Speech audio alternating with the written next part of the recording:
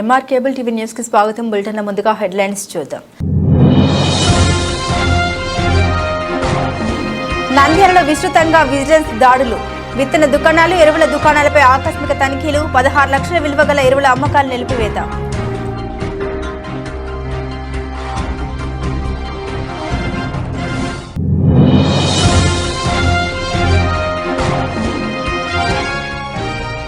ప్రభుత్వ రేషన్ బియ్యం కోసం పడికాపులు, వేలిముద్రలు పడక నానా అవస్థలు. వాహనం వద్ద కనిపించని రెవెన్యూ సెక్రటరీలు, వారిపై చర్యలు తీసుకుంటామని తహసీల్దార్ వెల్లడి.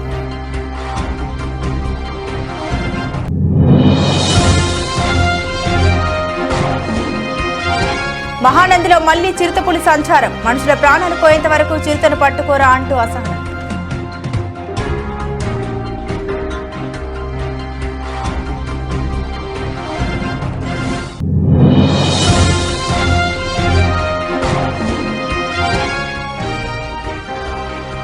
సాగునీటి ప్రాజెక్టులు పూర్తి చేయాలని మంత్రి ఫరూక్ కోరిన సాగునీటి సాధన సమితి అధ్యక్షుడు రామిరెడ్డి.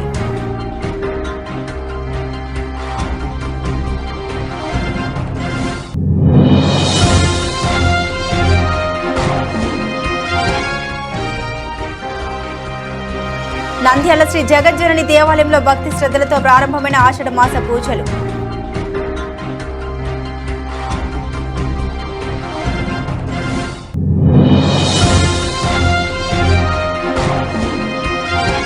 నంద్యాల శ్రీ సీతారామ లక్ష్మణ హనుమత్ సమేత త్యాగరాజస్వామి దేవస్థానం ఆవరణంలో శ్రీ మహాసుదర్శన మహా నృసింహ యజ్ఞం.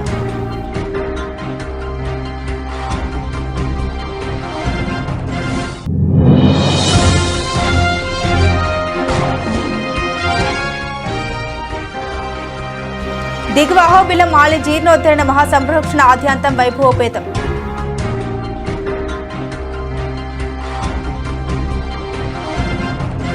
నంద్యాల జిల్లాలో పలు ప్రాంతాల్లో విజిలెన్స్ బృందాలు ఆకస్మిక తనిఖీలు చేపడుతున్నారు. వ్యవసాయ శాఖ పరిధిలోని సీడ్స్, ఫర్టిలైజర్, పెస్టిసైడ్ దుకాణాల్లో ఈ బృందాలు ఆకస్మిక తనిఖీలు చేపడుతున్నారు. నంద్యాల జిల్లాలోని ఆళ్లగడ్డ, ఆత్మకూరు ఏరియాల్లో ఈ తనిఖీల్లో ఆయా ఫర్టిలైజర్ షాపుల్లో యాజమాన్యాలు స్టాక్ వివరాలను సక్రమంగా రిజిస్టర్లో పొందుపరుచుకోకపోవడం, నిబంధన అతిక్రమించి ఉండడంతో విజిలెన్స్ అధికారుల బృందం దాదాపు 16 లక్షల విలువ గల ఎరువుల అమ్మకాలను నిలుపుదల చేశారు. తనిఖీలు ఆళ్లగడ్డ, సిరివెల్ల మండలాల్లోనూ ఒక బృందం, ఆత్మకూరు, వెలుగొడులలో మరో బృందం ఫర్టిలైజర్ షాపులను ఆకస్మికంగా తనిఖీలు చేపట్టారు. తనిఖీల్లో వెలుగోడు, ఆత్మకూరులోని పలు ఫర్టిలైజర్ షాపుల్లో తనిఖీలు చేపట్టగా రికార్డులు సరిగా లేకపోవడం, ధ్రువపత్రాలు సక్రమంగా లేకపోవడంతో 7.26 లక్షల విలువ గల 3 టన్నుల పైన మైక్రో న్యూట్రన్స్ సూపర్ ఎరువుల్ని నిలుపుదల చేశారు. అలాగే ఆళ్లగడ్డ, సిరివెల్లలో పలు ఫర్టిలైజర్ షాపులని, సీడ్ షాపులను బృందం తనిఖీలు చేపట్టగా 486 కేజీల ఎరువులు, 9.3 లక్షల విలువ గల ఎరువుల అమ్మకాలను, 11.93 విలువ గల విత్తనాలను బాలాజీ కాంప్లెక్స్ లో ఉన్న రాయల్ దుకాణంలో, అదేవిధంగా దేవి భవానీ కెమికల్ ఎరువుల్ని నిలుపుదల చేసినట్లు జిల్లా వ్యవసాయ అధికారి తెలిపారు. ఈ విజిలెన్స్ బృందాలు 4 రోజుల పాటు ఆకస్మికంగా తనిఖీలు నిర్వహించనున్నాయి.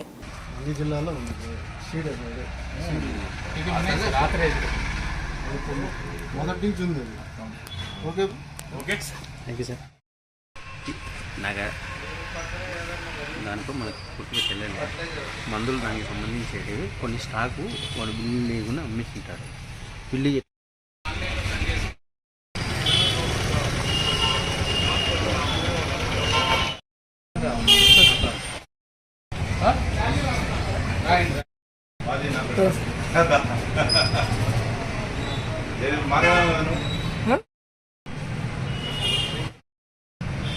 ఎదుగుదల చేసేది కాదు ఆయన, మీరు కరెక్ట్గా ఆడాడు పదాలు సార్ ఏమన్నా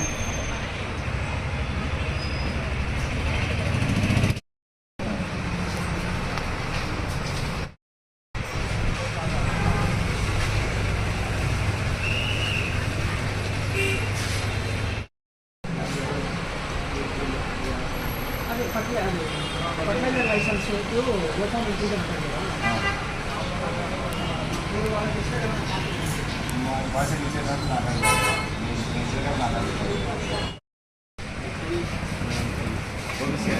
సార్ అయిపోయింది. అది మళ్ళీ ఇంకో ట్రిప్ సెంట్రింగ్ స్టాక్ అయిపోయినాక మళ్ళీ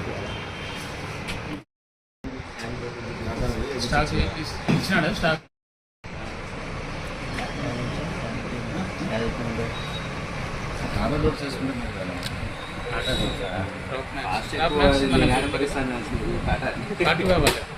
దాంట్లో పెట్టేయాలంటే అంతా హోల్స్ పెట్టించారు, గోడలు పెట్టి దారాలను పెట్టి ఖచ్చితంగా ఓన్లు పెట్టాలి. వాళ్ళు చెదలోడు వస్తారు, వాళ్ళైతే బొక్కలు వేసి పెట్టారు. లేలే అంటే మనం నేనైతే పండుగ చూపిస్తుంది.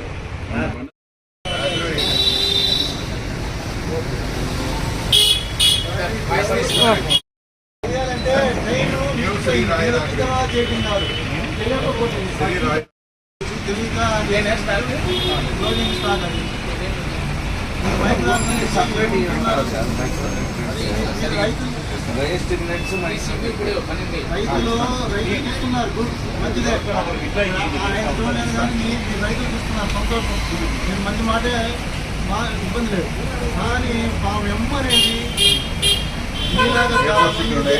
చాలా ఇబ్బంది పడుతున్నాం. ఏంటి అనేది కూడా మీకు ఒక అర్ధ గంటలో చెప్తాం. ఇప్పుడు తనిఖీలు సాగుతూ ఉన్నాయి. ఇది అయిపోతామని మేము ఎక్కడ పోయేది కూడా ఏ వాళ్ళని చెప్పడం లేదు. అక్కడ పోయిన తర్వాత లోకల్ ఏమన్నా పిలుచుకుంటున్నాం. ఈవెన్ ఈ రోజు కూడా ఏడీ గారు వచ్చే వరకు మేము దుర్గాభవన్లో ఉన్నాం, ఆయన తర్వాత వచ్చారు.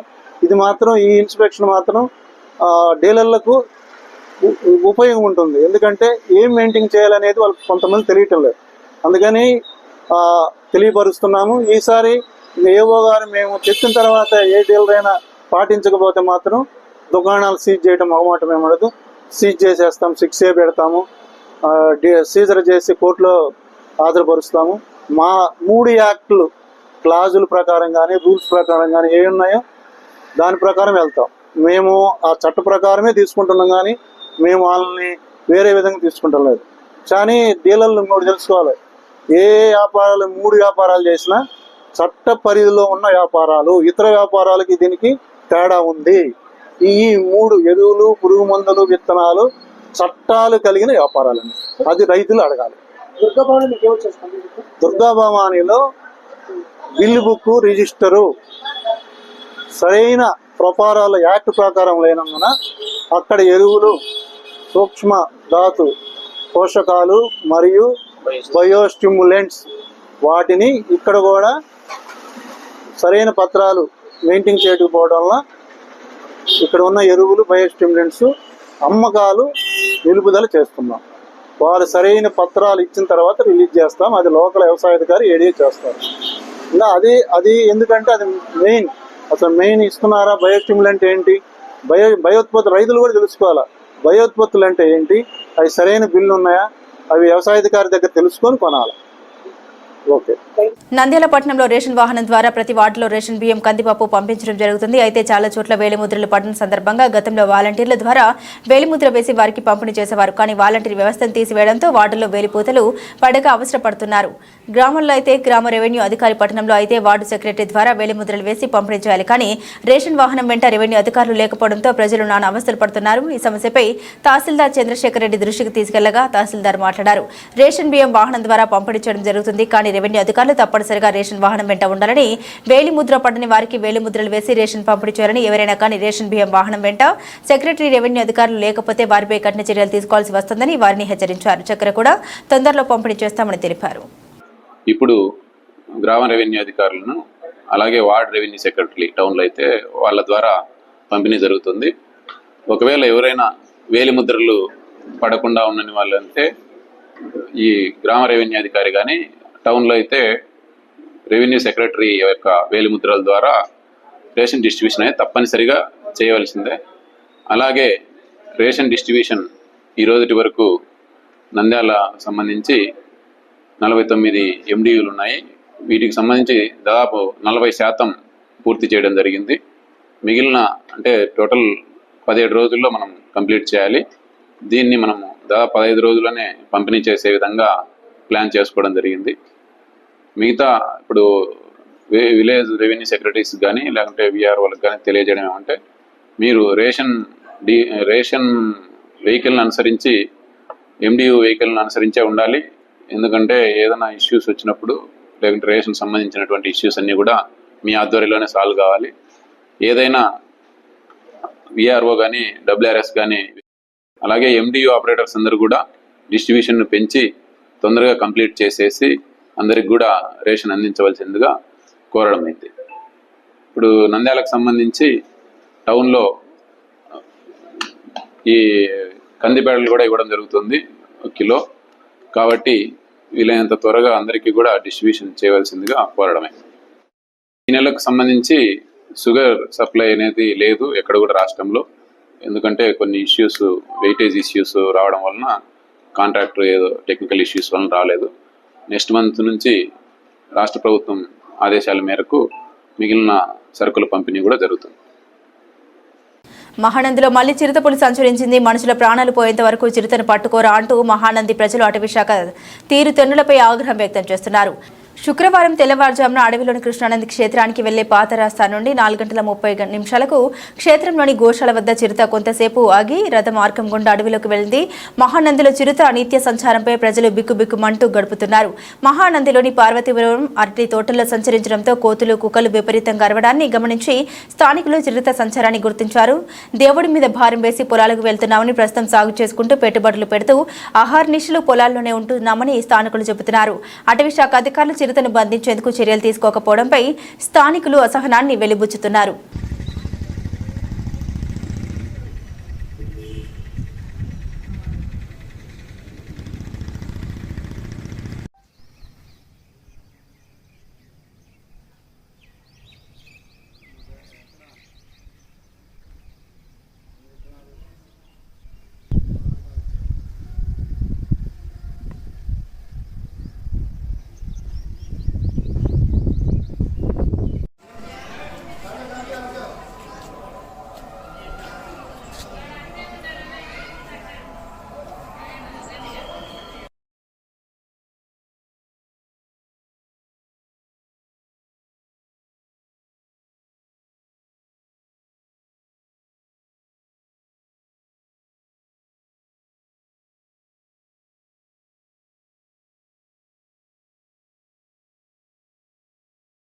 రాయలసీమలో పెండింగ్ సాగునీటి ప్రాజెక్టులపై పూర్తి స్థాయిలో దృష్టి కేంద్రీకరించి సాగునీటి రంగ సమస్యల పరిష్కారానికి టీడీపీ ప్రభుత్వం కృషి చేయాలని రాయలసీమ సాగునీటి సాధన సమితి అధ్యక్షుడు బొజ్జ దశరథ రామిరెడ్డి డిమాండ్ చేశారు. బొజ్జ దశరథ రామిరెడ్డి ఇంటికి రాష్ట్ర మైనార్టీ సంక్షేమ న్యాయశాఖ మంత్రి ఎన్ఎండి ఫరూక్ వెళ్లి మర్యాదపూర్వకంగా కలిశారు. ఇటీవల జరిగిన సార్వత్రిక ఎన్నికల్లో తన విజయం కోసం సహకరించినందుకు బొజ్జ దశరథ రామిరెడ్డికి మంత్రి ఫరూక్ కృతజ్ఞత తెలిపారు. అనంతరం సాగునీటి సాధన సమితి కార్యవర్గ ప్రతినిధులతో వివిధ సమస్యలపై మంత్రి ఫరూక్ చర్చించారు. ఈ సందర్భంగా బొజ్జ దశరథ రామిరెడ్డి మాట్లాడారు. గత 5 ఏళ్ల కాలంలో వైసీపీ ప్రభుత్వం విధ్వంస పాలన చేసిందన్నారు. రాయలసీమ ప్రాంత అభివృద్ధికి దశాబ్దాల తరబడి పాలకుల నిర్లక్ష్యంతో సాగునీటి రంగానికి తీవ్ర నష్టం చేకూరిందని, పెండింగ్ ప్రాజెక్టుల పూర్తికి సీమ ప్రాంత సమస్యల్ని సీఎం చంద్రబాబు దృష్టికి తీసుకెళ్లి పరిష్కరింపజేయాలని మంత్రి ఫరూక్ ను బొజ్జా కోరారు.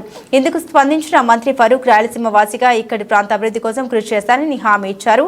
నంద్యాల ప్రాంతీయ వ్యవసాయ పరిశోధన స్థలాన్ని నిర్వీర్యం కాకుండా కాపాడతామన్నారు. అదేవిధంగా వైద్య కళాశాల ఏర్పాటును తాము అడ్డుకోలేదని, అయితే అనువైన స్థలంలో నిర్మించాలని డిమాండ్ చేశామన్నారు.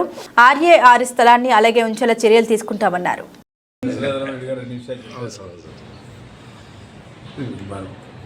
ఇచ్చినారనేది కాదు, కర్తవ్యం బాధ్యత ఉంటుంది. వారి సమస్యలు కాదు, నా సమస్యల గురించి కాదు, రైతుల సమస్యల గురించి, రైతాంగాన్ని గురించి మాకు ఎప్పుడు నిత్యం ఆలోచించేవారు. కాబట్టి వారి మీద గౌరవంతో, కుటుంబం గౌరవంతో ఇక్కడికి రావడం జరిగింది. ప్రత్యేకంగా వారు చేపట్టిన ఉద్యమం ఇది. వారు చాలా కృషి చేస్తున్నారు. ఒక ఉన్ని వల్లే ప్రతిరోజు ఆ విషయంలో ఆర్ఏఎస్ఆర్ గురించి ప్రత్యేకంగా నిన్ననే నా దగ్గరికి అధికారులు వచ్చారు. సార్ దీన్ని కాపాడండి అని చెప్పి అదే చెప్పాను. నిన్నే వచ్చాను నా దగ్గరికి. మిగతాది కలెక్టరేట్ అయితే మన పార్కింగ్ అని అదే ఉండేస్తామంతా పోతుంది, దయచేసి సార్ నేను డిస్టర్బ్ చేయకుండా ఎవరు చేయండి సార్ అంటే, నేను కలెక్టరేటే మార్చాలనుకుంటాను. అక్కడి నుంచి గతంలో కూడా చెప్పాను, కలెక్టరేట్ అక్కడి నుంచి మార్చేసి వేరే చోట పెట్టి రైతులకు సంబంధించిన ఏది ఆర్ఏఎస్ఆర్ ఉందో దాన్ని కాపాడదాం. తప్పకుండా మెడికల్ కాలేజీ రావాలని వద్దని ఎప్పుడు చెప్పలే, వారు చెప్పలే, నేను చెప్పలే. అదే కావాలా అనువైన స్థలంలో పెట్టండి అని చెప్పడం జరిగింది. ఏదేమైనా సరే రైతు సమస్యలు కూడా ఉన్నాయి, నీటి సమస్యలు ఉన్నాయి, తాగునీటి సమస్యలు ఉన్నాయి, వ్యవసాయ నీటి సమస్యలు ఉన్నాయి. అన్ని సమస్యల గురించి మాట్లాడదామన్నాం. ఒకరోజు మరి గౌరవ ముఖ్యమంత్రి గారితో మాట్లాడి జిల్లా విషయాలు కాక రాయలసీమ విషయాల గురించి కూడా మాట్లాడాలా. రాయలసీమకు మనం ఎందుకంటే మన తలాల నుంచే కృష్ణకు తల్లిపోతా ఉంది. ఆ నీటిని ఏ రకంగా సద్వినియోగం చేసుకోవడానికి విషయాన్ని గురించి వారు చెప్పడం జరిగింది. అది కూడా మన ఒకరోజు పవర్ ప్రెజెంటేషన్ ఇచ్చి చంద్రబాబు నాయుడు తెలిస్తే రైతులు పోదామంటే పోదామన్నాను. సరే ఈ అసెంబ్లీ సమావేశాలప్పుడు లేకపోతే ఎప్పుడైనా టైం తీసుకొని ఫ్రీగా ఉన్నప్పుడు ఇప్పుడంటే మొన్ననే అధికారంలో వచ్చింది కాబట్టి చాలా జనం ఉన్నాను. నేను లోకేష్ గారి దగ్గర పడినప్పుడు కొన్ని సమస్యలు మాట్లాడడం అంటే విపరీతమైన రష్ ఉన్నారు. మన దగ్గర ఏ రకంగా ఉన్నప్పుడు మీరు ఆలోచిస్తారు స్టేట్ కూడా ఏ రకంగా ఉంటుందో కాబట్టి ఒకరోజు మాట్లాడిన తర్వాత అందరు రైతులు కొంతమంది రైతులు అందరికీ చిన్నతో ఎంతమంది రాని అంతమంది పిలుచుకుపోతాం. దాని గురించి కొంతమంది రైతులు బాగా ఎక్స్ప్లెయిన్ చేసేవాళ్ళు తెలిసిన వాళ్ళు ఉంటే బాగుంటుంది. ఇక్కడి నుంచి రైతులు ముఖ్యమంత్రి గారు చంద్రబాబు నాయుడు వారికి విన్నవించుకొని ఇక్కడ జరిగే విషయాల గురించి రాయలసీమ అభివృద్ధి కోసం సాగునీటి విషయాల గురించి మాట్లాడడానికి దశరథం రెడ్డి గారు ఒకసారి టైం తీసుకుంటే బాగుంటుంది అన్నారు. ఒకసారి జిల్లాలో మనకు జిల్లా కింద నిందాలు మంత్రులు ముగ్గురు ఉన్నాం, మాట్లాడి మిగతా శాసనసభ్యులు ఉన్నారు, వారు కూడా తీసుకుపోయి అందరం కూడా మాట్లాడి చంద్రబాబు గారితో టైం తీసుకొని విషయాన్ని తెలియజేయడానికి ఒక అవకాశం కలిగినామన్నారు. కాబట్టి తప్పకుండా కలిగిస్తాం, తెచ్చుకుపోతామని కూడా చెప్పడం జరిగింది.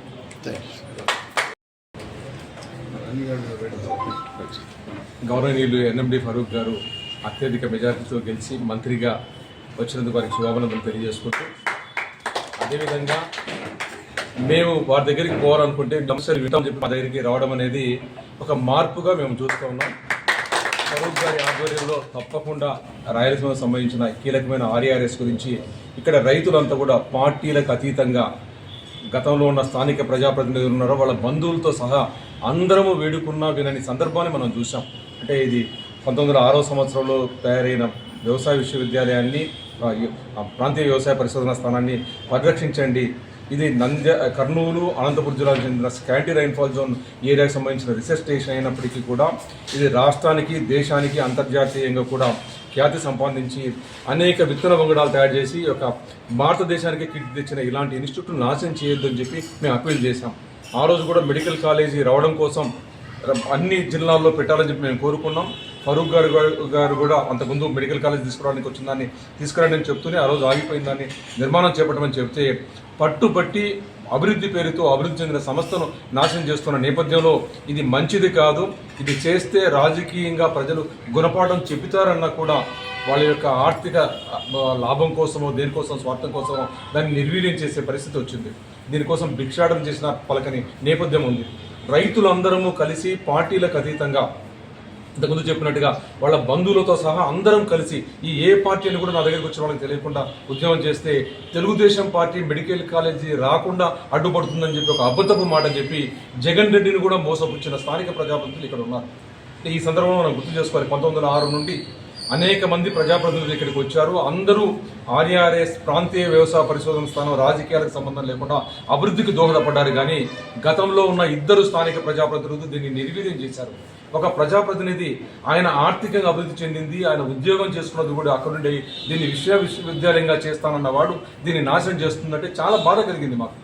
ఆ సందర్భంలో కోర్టుకు పోయాం. దీనికోసం కోర్టుకు పోతే అక్కడ కొన్ని కారణాల వల్ల మేము కోర్టులో మెడికల్ హాస్పిటల్కి ఇస్తూ మిగిలిన తాత్కాలిక పర్మిషన్ ఇస్తే ఆ తాత్కాలిక పర్మిషన్ ఇచ్చిన దాంట్లో కూడా గుట్టు చప్పుడు కాకుండా జీవో అంటే కోర్టు ఇచ్చిన ఆదేశాలకు కూడా వ్యతిరేకంగా మార్చి నెలలో 2023లో 10 ఎకరాలు ట్రాన్స్ఫర్ చేస్తున్న నేపథ్యంలో ఇది మంచిది కాదు.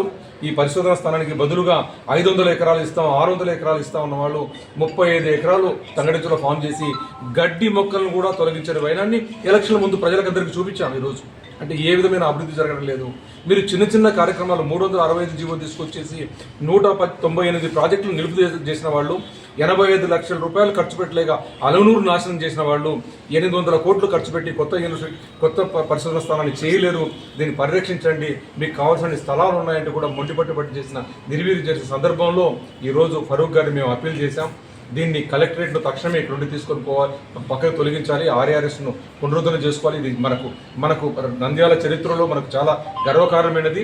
దేశ ఆహార భద్రత కూడా కీలకమైనది. కాబట్టి దీన్ని ప్రొటెక్ట్ చేస్తూ దాన్ని అభివృద్ధి చేయడానికి ఎలాగా అనేది మీ ఎంబడి మేము వెనకాల మీ ఎంబడి నడుస్తాం, మీరు ముందు జరగండి అని చెప్పిన దానికి వారు సానుకూలంగా స్పందించారు. కలెక్టరేట్లు తక్షణం ఇక్కడ నుండి స్పందించడానికి కావాల్సిన చర్యలు చేపడుతున్నందుకు వారికి అభినందనలు తెలియజేసుకుంటూ వారు ప్రత్యేకంగా మా దగ్గరికి వచ్చి మా సమస్యలు విని అడ్రస్ చేసినందుకు వారి ప్రత్యేకంగా మా రాయలసీమ ప్రజలు అందరం కూడా భారతదేశ రైతాంగం అంతా కూడా రుణపడి ఉంటారని చెప్పి ఈ సందర్భంగా తెలియజేసుకుంటున్నాం. నంద్యాల పట్టణంలో ప్రపంచంలో 2వ దేవాలయంగా శ్రీ జగజ్జనని దేవాలయం కొలువుదీరింది. ప్రతి ఏటా ఆషాఢ శుద్ధ పాడ్యమి నుండి అమావాస్య వరకు అమ్మవారికి భక్తులు పుట్టింటి పట్టుచీర, సారి తీసుకుని రావడం ఆనవాయితీగా జరుగుతుంది. ప్రపంచంలోని అన్ని దేవాలయాల్లో కంటే ఈ దేవాలయంలో పేద ధనిక వర్గాలు అనే తేడా లేకుండా అమ్మవారికి పూజలు నిర్వహిస్తారు. సాంప్రదాయాలకు ప్రతిరూపంగా దేవాలయం కట్టుబాట్లు ఉంటాయి. మహిళలు, యువతులు తప్పనిసరిగా సాంప్రదాయ దుస్తులు ధరించాలని నియమం ఉంది. దర్శనం, పూజలు, కుంకుమార్చన పూజలకు ₹1 కూడా వసూలు చేయరు. దేవాలయంలో కుంకుమార్చనలో కూర్చున్న వారి వారి గోత్ర నామాలు పలుకుతూ అమ్మవారికి కుంకుమార్చన చేస్తారు. దేవాలయంలో కొబ్బరికాయ మనమే భక్తితో కొట్టే అవకాశం ఉంటుంది. దూర ప్రాంతాల నుండి వచ్చిన వారికి అమ్మవారి దేవాలయం వద్ద టిఫిన్ భోజనం ఉచితంగా ఏర్పాటు చేశారు.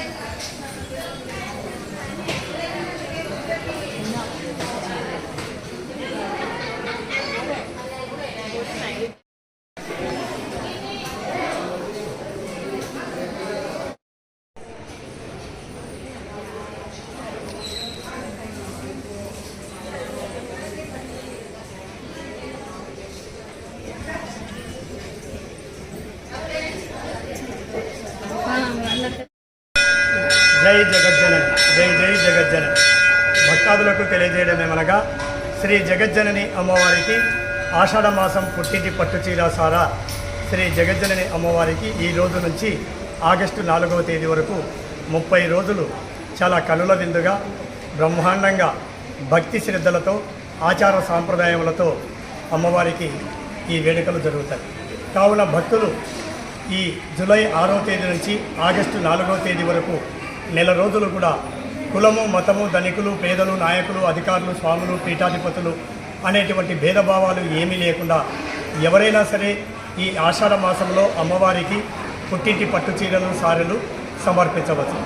ఉదయం 6 గంటల నుండి రాత్రి 8:30 గంటల వరకు ఈ అమ్మవారికి ఈ విధంగా చీరసార మహోత్సవ కార్యక్రమాలు జరుగుతాయి.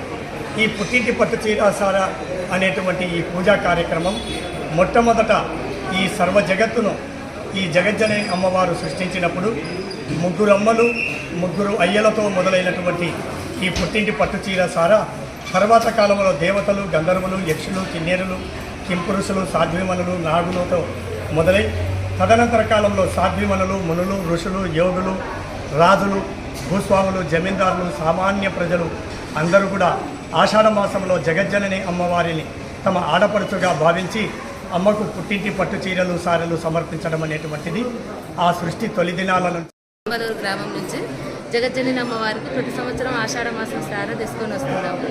ఆ అమ్మవారి అనుగ్రహం వల్ల మేము ఆరోగ్యాలతో చల్లగా ఉన్నాము. సంవత్సరము సార తీసుకొని వస్తున్నాం. అనుకునే పనులన్నీ అమ్మవారు అన్ని మాకు నెరవేరుతున్నాయి. కోరికలు నెరవేరుతున్నాయి.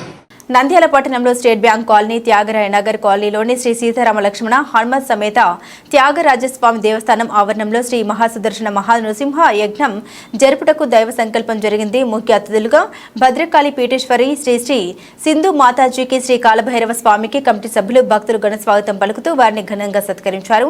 స్వస్తి శ్రీ క్రోధినామ సంవత్సర ఉత్తరాయణం గ్రీష్మ ఋతువు ఆషాఢ మాస శుద్ధ పాడ్యమి పునర్వసు నక్షత్రయుక్త శ్రీ మహాసుదర్శన నృసింహ యజ్ఞం ప్రారంభించారు. ఉపవేదార్థోక్షణాన్ని సమర్పయామి, ఆభరణార్థోక్షణాన్ని సమర్పయామి. అక్షింతలు వేసేసేయండి.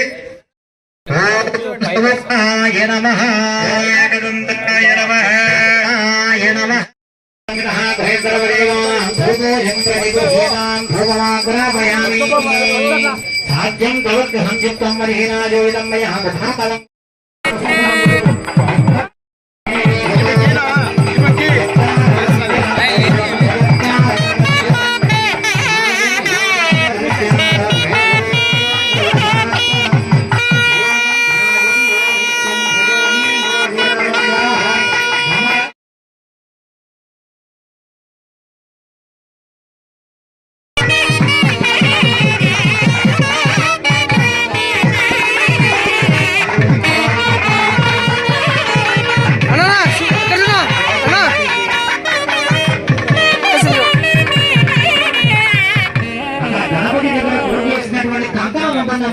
ఆడవాళ్ళు కూడా మగవాళ్ళు కూడా వేసుకోండి. మగవాళ్ళు ఆ టెంకాయ పైన కురిసి పెట్టండి.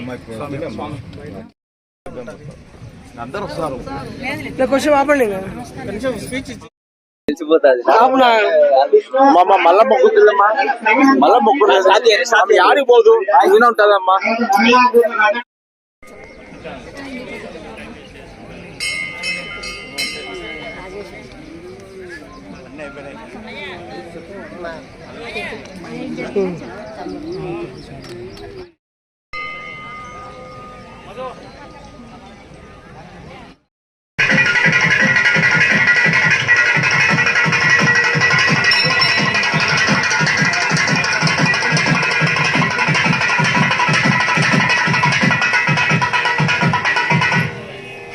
ఓం శ్రీ గురుభ్యో నమః.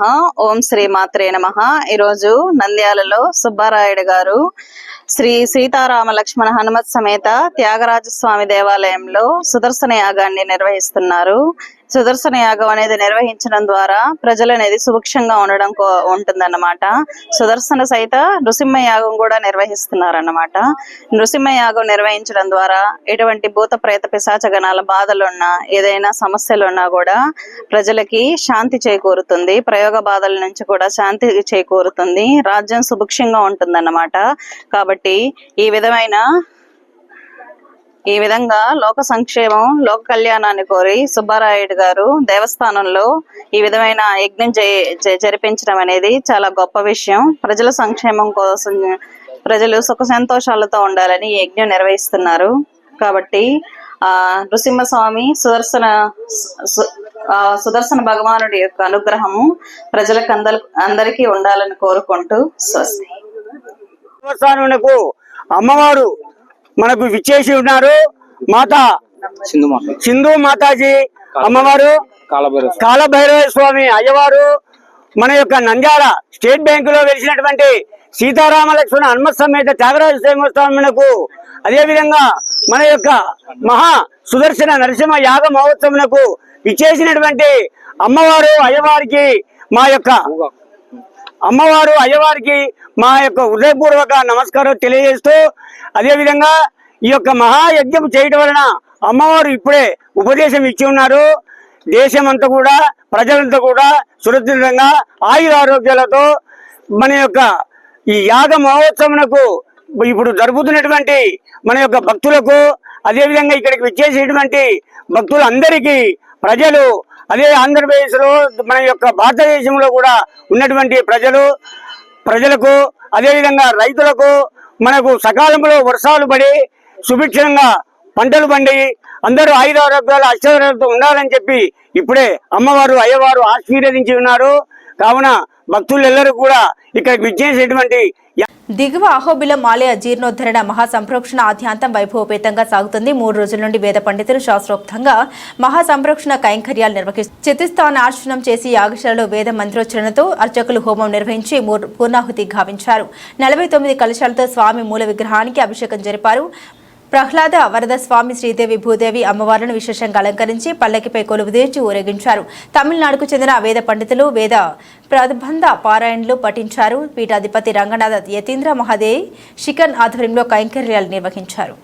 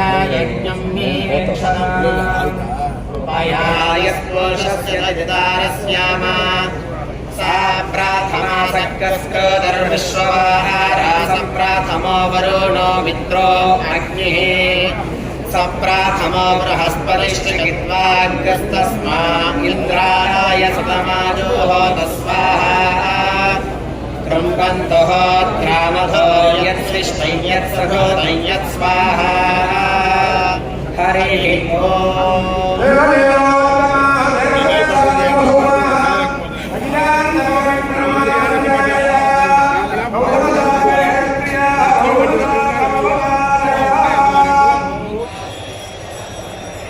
అహోబిల లక్ష్మీ నరసింహస్వామి వారి యొక్క సన్నిధిలో చివరి క్షేత్రమైన శ్రీభూమి నీలా అమృతవల్లి నాయికా సమేతస్య శ్రీ ప్రహ్లాద వరద స్వామి వారి యొక్క దేవస్థానంలో జీర్ణోద్ధారణ అష్టబంధన మహాసంప్రోక్షణం 3/7/2024 నుండి 7/7/2024 వరకు అత్యద్భుతంగా 4 వేద పారాయణం పురాణ పారాయణములతో ద్రవిడ వేద పారాయణంతో 3వ తేదీ ప్రారంభించి రేపు అనగా 7/7/2024 గంటలకి ఉదయం 9 నుంచి 10:30 వరకు శ్రీ కుంభాభిషేకం యావత్ సన్నిధి నందు అనగా శ్రీ లక్ష్మీ నరసింహస్వామి వారి యొక్క మూల విరాట్ సన్నిధి, అదేవిధంగా అమృతవల్లి అమ్మవారి సన్నిధి, గోదాదేవి అమ్మవారి సన్నిధి, కలియుగ అవతార పురుషుడైన శ్రీనివాస స్వామి అలర్మేల్ మంగా స్వామి వారి సన్నిధి, అదేవిధంగా పాండురంగ స్వామి వారు, నవనీత కృష్ణుడు వారు,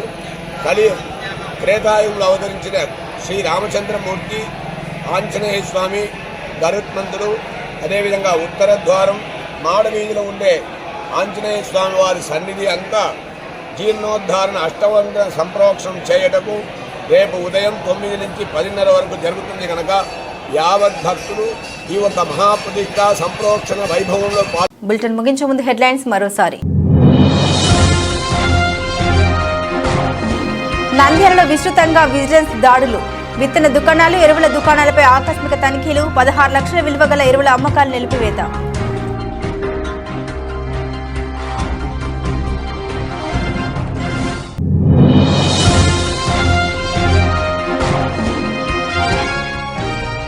ప్రభుత్వ రేషన్ బియ్యం కోసం పడికాపులు, వేలిముద్రలు పడక నానా అవస్థలు, వాహనం వద్ద కనిపించని రెవెన్యూ సెక్రటరీలు, వారిపై చర్యలు తీసుకుంటామని తహసీల్దార్ వెల్లడి.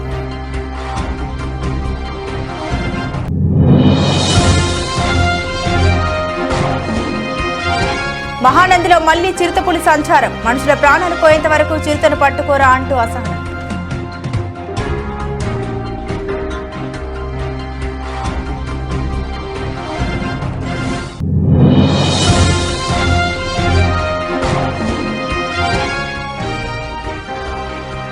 సాగునీటి ప్రాజెక్టులు పూర్తి చేయాలని మంత్రి ఫరూక్ కోరిన సాగునీటి సాధన సమితి అధ్యక్షుడు రామిరెడ్డి.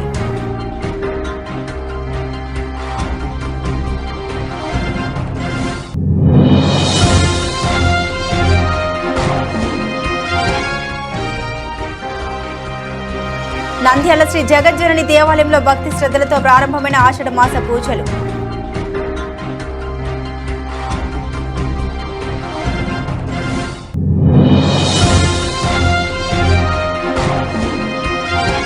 నంద్యాల శ్రీ సీతారామ లక్ష్మణ హనుమత్ సమేత త్యాగరాజస్వామి దేవస్థానం ఆవరణంలో శ్రీ మహాసుదర్శన మహా నృసింహ యజ్ఞం.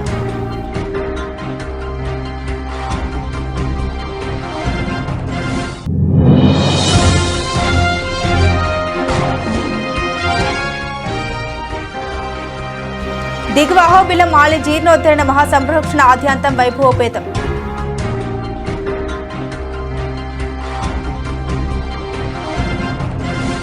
ఇవి బులెటిన్ అప్డేట్స్. మరిన్ని అప్డేట్స్ కోసం చూస్తూనే ఉండండి MR కేబుల్ టీవీ న్యూస్.